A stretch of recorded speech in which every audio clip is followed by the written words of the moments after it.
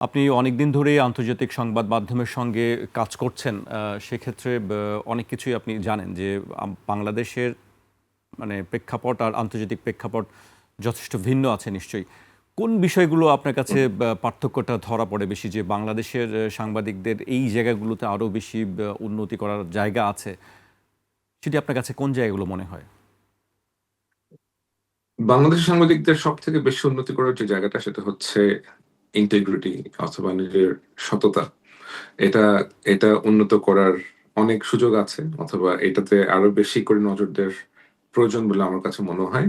পাশাপাশি আপনার সংবাদ মাধ্যমের কর্মীরা যে সমস্ত আহ, সংস্থায় কাজ করেন, যে সমস্ত আপনার কোম্পানিতে অথবা প্রতিষ্ঠানে কাজ করেন, সেখানে তাদের বেতন কাঠামোটাও একটু ঠিক করা প্রয়োজন। কারণ আপনি যদি দেখেন যে দ্রব্যমূল্যের ঊর্ধ্বগতির জন্য এবং বৈশ্বিক যে পরিবেশ, বৈশ্বিক যে একটা অস্থিতিশীলতা, জি। এর জন্য কিন্তু প্রত্যেকেই আপনার আহ, বেশ আহ, বেশ উচ্চ মূল্যে অনেক কিছু কিনতে হচ্ছে।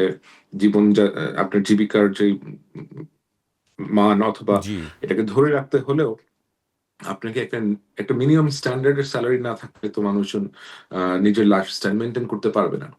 এবং এটা যদি তারা সময় মতো না পায়, বাংলাদেশের ক্ষেত্রে এই যে আপনার বিভিন্ন প্রতিষ্ঠানে যে বেতনটা সময় মতো দেওয়া হয় না, জি। 2 মাসের বেতন অথবা 1 মাসের বেতন আটকে রাখা হয়। অনেক সময় অনেক সময় আমি আমি এমনটাও দেখেছি যে 3 মাস 4 মাস অনেক অনেক প্রতিষ্ঠানের সংবাদ কর্মীর বেতন পাননি। এখন ন্যাচারালি একটা লোক যখন বেতন পাবে না, he will resort to something else. এটা তো এটা এখন আপনি কি বলবেন? তাকে তো খেতে হবে, তার পরিবারকে তার চালাতে হবে, তার সন্তানের স্কুল আছে, বাসা ভাড়া আছে, তার যাতায়াতের খরচ আছে। তো আপনি আশা করছেন যে আপনার প্রতিষ্ঠানের কর্মীটা ভালো কাজ করবে, সুষ্ঠু সাংবাদিকতা করবে, কিন্তু তাকে যেই মিনস, তার যেই জীবিকা ধারণের জন্য অথবা জীবন চলাচলের জন্য যে অর্থটার প্রয়োজন, সেটা আপনি তাকে সমাজে দিচ্ছেন না।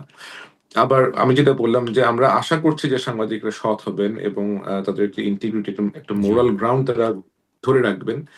আপনি যখন পেটে খাবার থাকবে না, তখন আপনি কতক্ষণ পর্যন্ত একটা মোরাল গ্রাউন্ড ধরে রাখবেন? জি। এটি এক ধরনের বাস্তবতা বা জবাবদিহিমূলক সরকারের কথা বলি বা রাষ্ট্রের কথা বলি আমরা, গণমাধ্যমের বড় ধরনের ভূমিকা আছে সেই জবাবদিহিতা প্রতিষ্ঠা করার ক্ষেত্রে।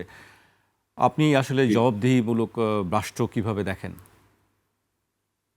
জবাবদিহিমূলক রাষ্ট্র আসলে আমরা এখন যেটা দেখছি, আমাদের দেশে আসলে এতগুলো বছর আমরা যেভাবে দেখে এসেছি যে একটা পার্লামেন্ট থাকে, পার্লামেন্টে আপনার এক পক্ষই আহ, ক্রমাগতভাবে তাদের বিভিন্ন রকমের বাজে আহ, বিষয়গুলো নিয়ে আসে। বাজে বিষয় ইন এ সেন্স যে একটা দেশের সংসদে মানুষের ভাগ্য নিয়ে আলোচনা হওয়ার কথা, দেশের উন্নতি নিয়ে আলোচনা হওয়ার কথা, দেশের অর্থনীতি নিয়ে আলোচনা হওয়ার কথা, দেশের পররাষ্ট্র নীতি এবং বিভিন্ন বিষয় যা জনগণের ভাগ্য উন্নয়ন করবে, তাদের জীবন মান উন্নয়ন করতে সহায়তা করবে, এই ধরনের বিষয় নিয়ে আলোচনা হওয়ার কথা, বিভিন্ন রকম পলিসি ইন্ট্রোডিউস করার কথা। কিন্তু গত 2009 থেকে 2024 সাল পর্যন্ত যে সংসদ আমরা দেখেছি, সেখানে জি। আসলে মানুষের ভাগ্য নিয়ে অথবা জনগণের ভাগ্য নিয়ে, দেশের ওভারঅল সিচুয়েশন নিয়ে উন্নয়নের পরিবর্তে অথবা কোনো আহ, জি। সম্মিলিতভাবে কোনো রকম প্রচেষ্টার কাছ থেকে একপাক্ষিকভাবে এই বিষয়গুলো হয়ে আসছে।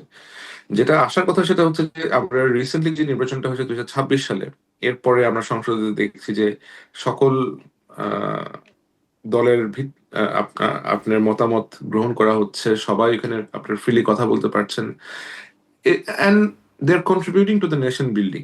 It's a start, it's a new start. এবং আমার মনে হয় যে একইভাবে সংবাদ মাধ্যমের যে প্রতিষ্ঠানগুলো আছেন, আপনার যে সমস্ত গণমাধ্যমগুলো আছে, তারাও হয়তো এখন আমরা দেখছি যে অনেক সংবাদ মাধ্যম আসছে বাংলাদেশে, অনেক টেলিভিশন চ্যানেল আসছে, অনেকগুলো পত্রিকা আসার পথে আছে।